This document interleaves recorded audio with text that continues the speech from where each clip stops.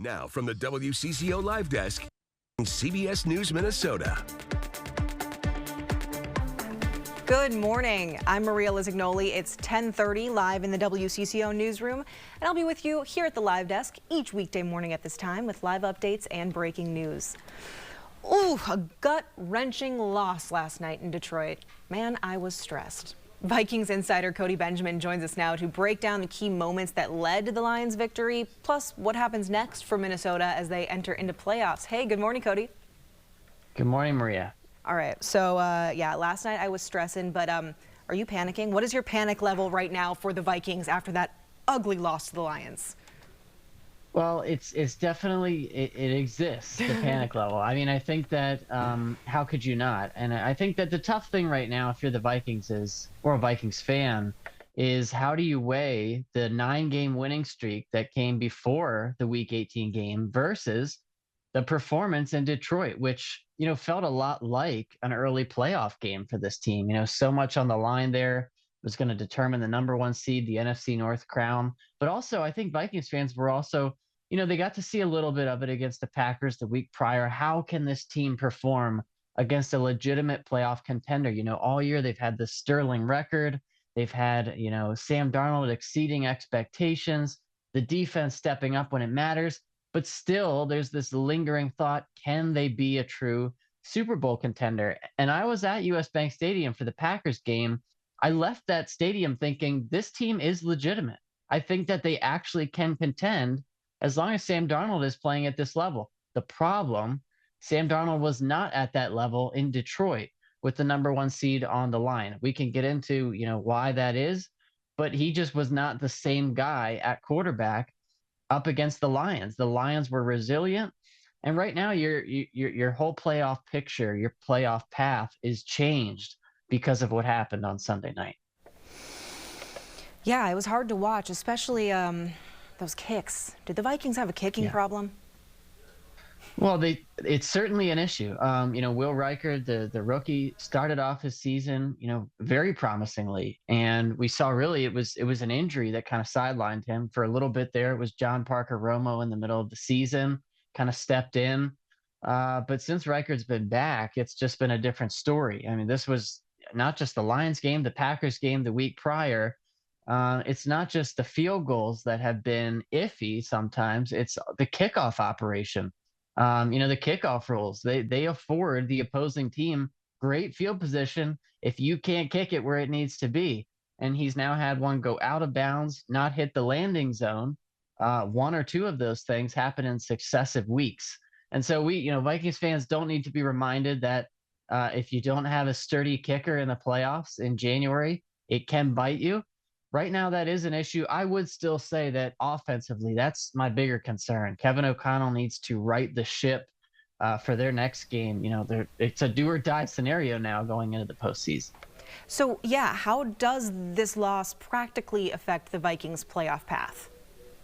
Yeah, so everyone knew that Sunday night's game against the Lions, it was going to determine the number 1 seed, the NFC North. But again, the way the NFL playoffs are structured, it's not like it just goes like every playoff team is ordered according to record. The division winners are heavily rewarded for winning the division. And so the Lions, they get to rest a whole week.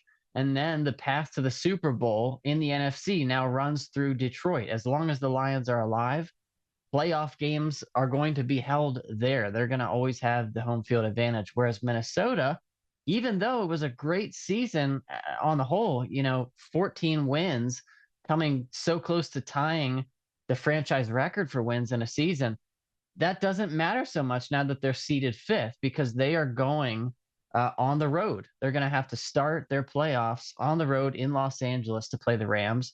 And they're a lower seed, which means even if they win that game, they're likely still to be on the road after that.